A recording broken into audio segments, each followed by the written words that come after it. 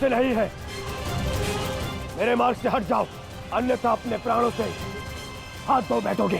धो तो आज मैं उस कलंक को दूंगा जो मेरे परिवार के माथे पर है, कि अपने कुलवधू के अपमान का प्रतिकार नहीं कर पाए।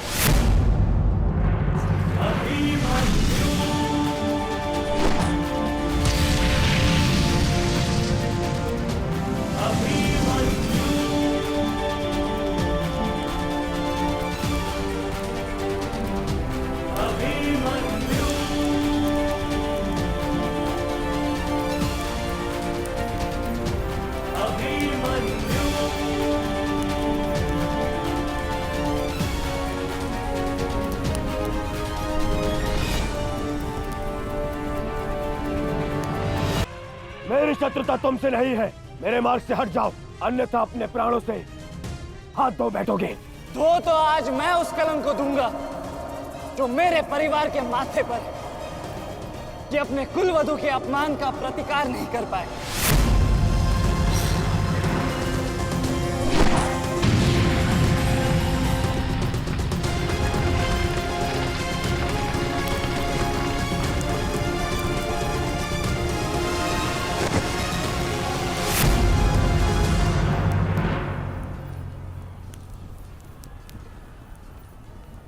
अनुभव करो इस ज्वाला को युवराज दुर्योधन। ये वही ज्वाला है जो इतनी वर्षों से मेरी माता के हृदय में धधक रही है।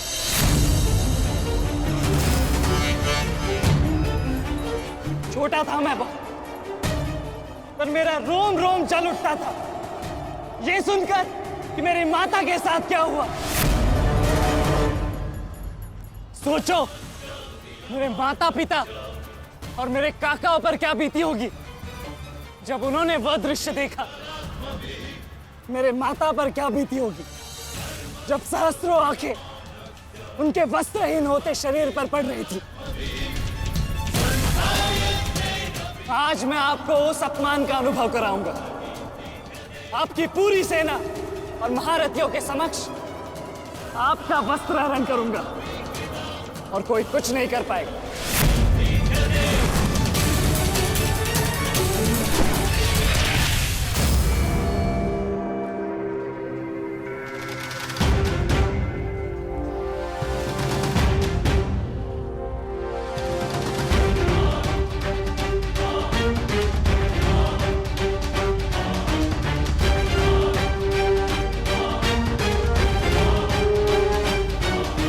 अनुभव करो उस अपमान का, अनुभव करो उस वस्त्र हरण से हुए अपमान का जो आप सभी ने किया।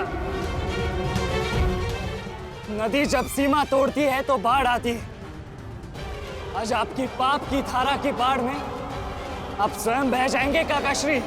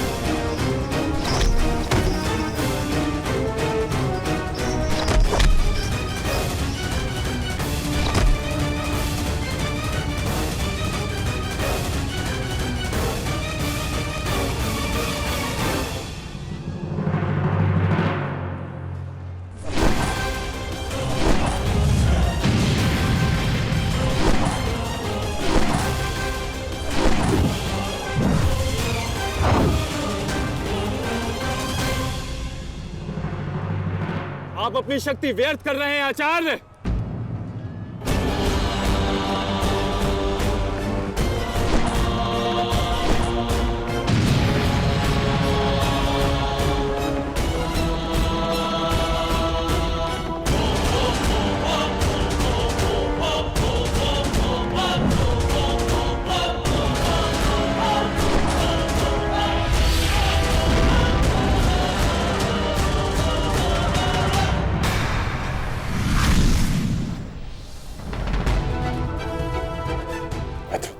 मेरी सहायता की आवश्यकता है।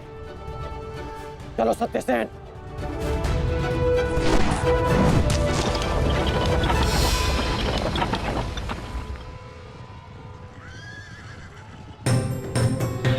कहाँ चले अंगराज?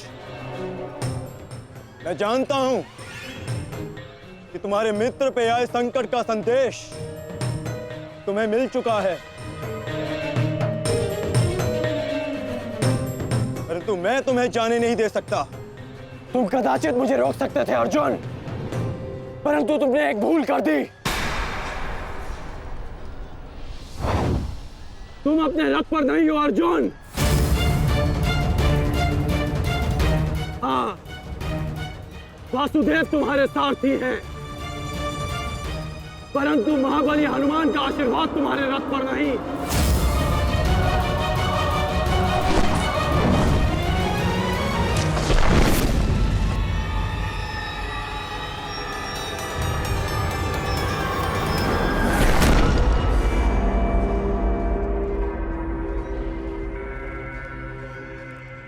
चलो। मैं अभी भी पराजित नहीं हुआ हूं कर्ण। तुम इस प्रकार द्रोण छोड़कर नहीं जा सकते।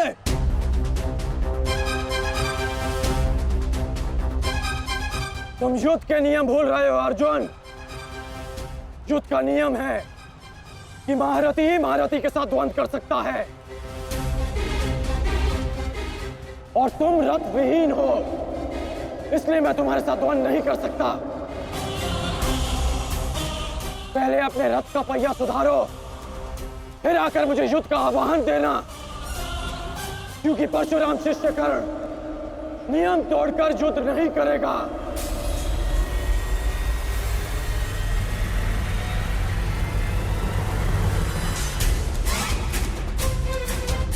चलो सत्यसेन।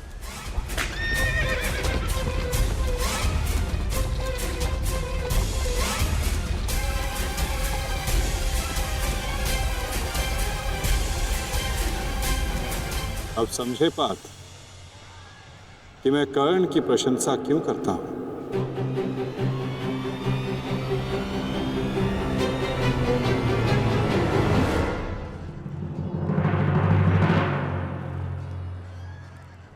मानता हूं कि आपका वध करना काकाश्री की प्रतिज्ञा थी। उनकी प्रतिज्ञा को भंग करने का दंड मैं सह लूंगा, परंतु आज अपनी माता के अपमान का दंड मैं आपको अवश्य दूंगा।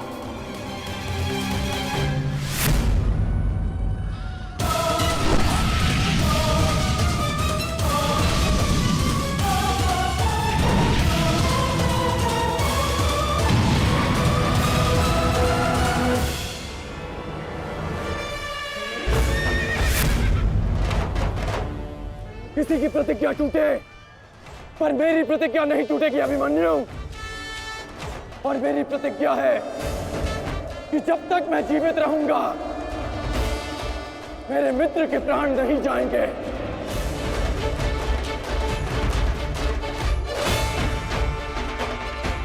यदि जीवित रहना चाहते हो तो पीछे हट जाओ अभिमन्यु। आप भूल रहे हैं अंगराज कि मैं किसका पुत्र हूं। पीछे हटने के बारे में सोच भी नहीं सकता। तो प्रहार सहने के लिए तत्पर रहो।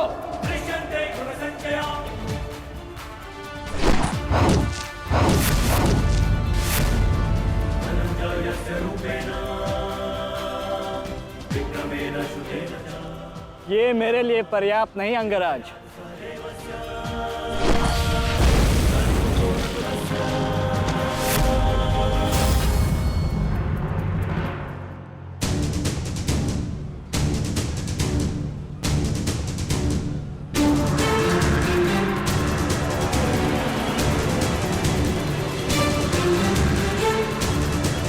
ना मेरे पास बाणों की कमी है और ना प्रहारों की। ये अंतिम अवसर है अभिमन्यु, लौट जाओ।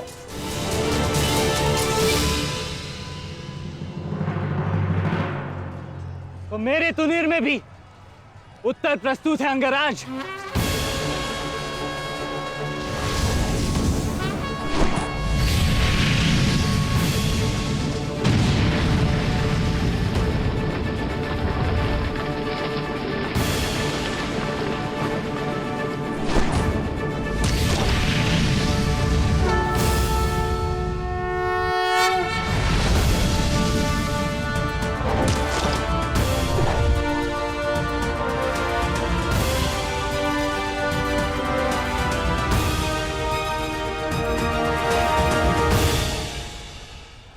तुम्हारा सामर्थ्य स्वीकारता हूं। तुम एक कुशल योद्धा हो अभिमन्यु, किंतु कुशल होने के साथ साथ बुद्धिमान होना भी आवश्यक है। लौट जाओ। यदि कल युद्ध करना चाहते हो तो आज जीवित रहना सीखना होगा।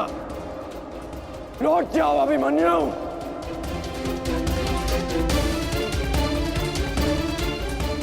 एक योद्धा के लिए आज या कल नहीं होता अंगराज। उसके लिए केवल वो ही पल होता है जिसमें वो मृत्यु के सामने खड़ा होता है। एक वीर योद्धा से सुना था मैं, हे मृत्यु, तैयार यदि तू आने को, प्रसन्न मुखा। द्वार खुला है, तेरा स्वागत, प्रसन्न मुखा।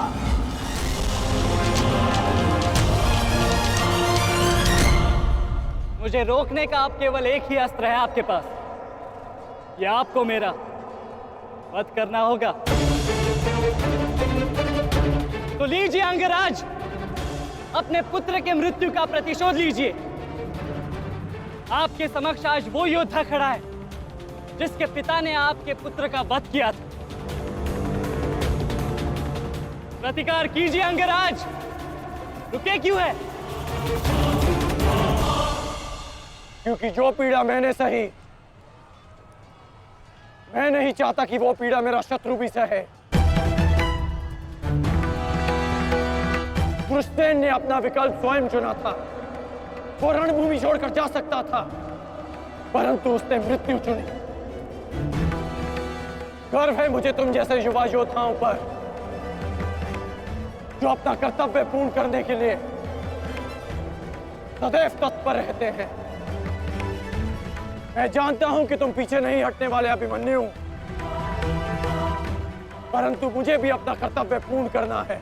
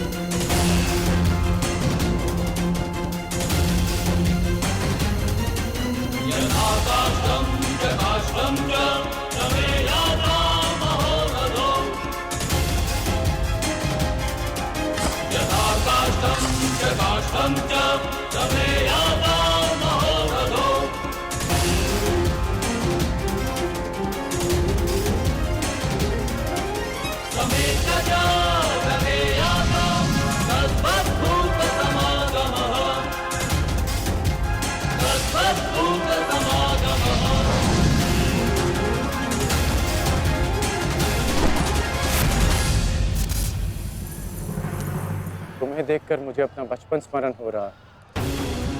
अभी तुम्हारा जीवन आरंभ हुआ है, इसे इस प्रकार व्यर्थ मत करो। मैं आशा करता हूं कि अगली बार जब हम दोनों मिले तो दो शत्रुओं के भांति नहीं, तो वीरों के भांति एक दूसरे के गले में। अभी तुम्हारा जीवन शेष है, जाओ बस।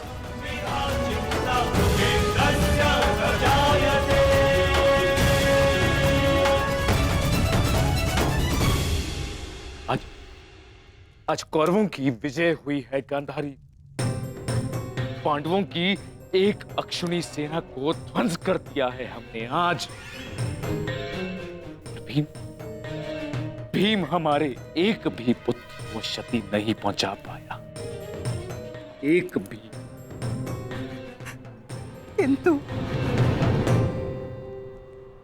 तो दुर्योधन का क्या महाराज?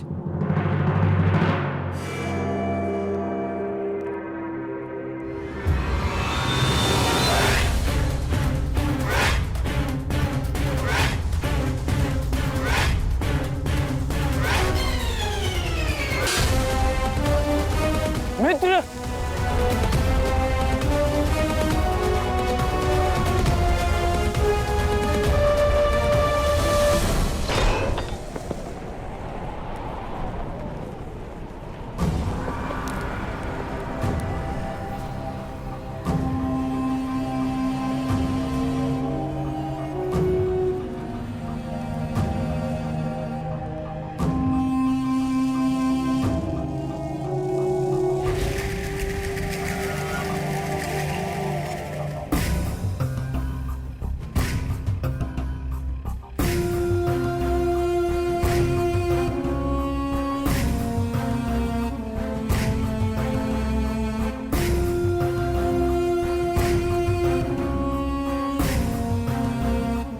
आज मैं आपको उस अपमान का अनुभव कराऊंगा। आपकी पूरी सेना और महारथियों के समक्ष आपका वस्त्र हरण करूंगा। परंतु आज अपनी माता के अपमान का दंड मैं आपको अवश्य दूंगा।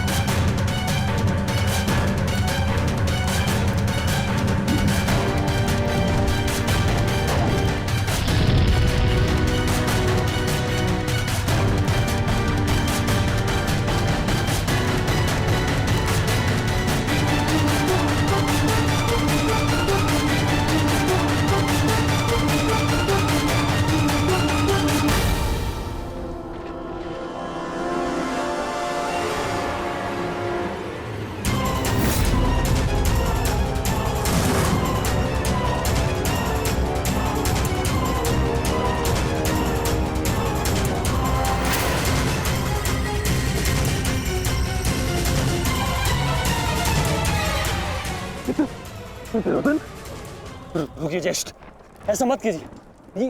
ये क्या कर रहे हैं आप? दुर्योधन, दुर्योधन, ये सब कुछ क्या है?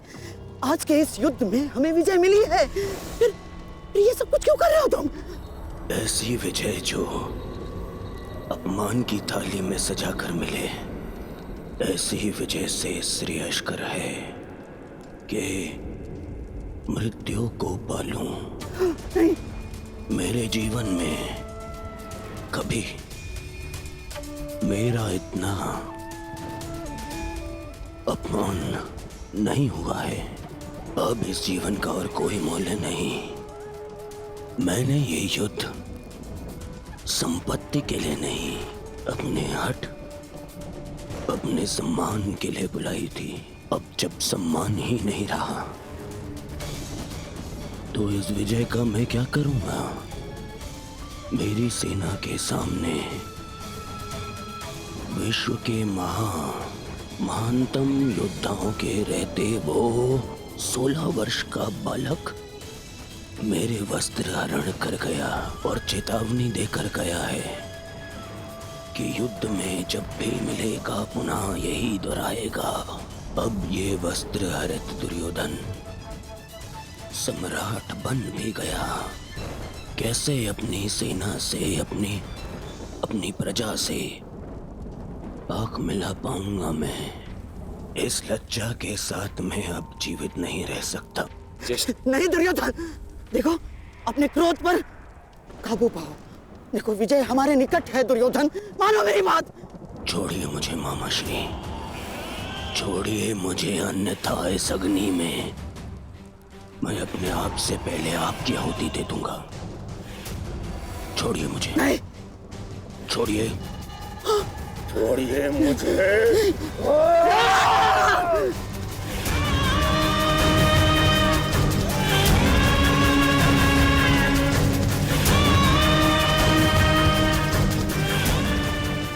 नहीं, नहीं दुर्योधन, देख क्या रहे हो मूर्खों? कोई रोको इस अनर्थ को।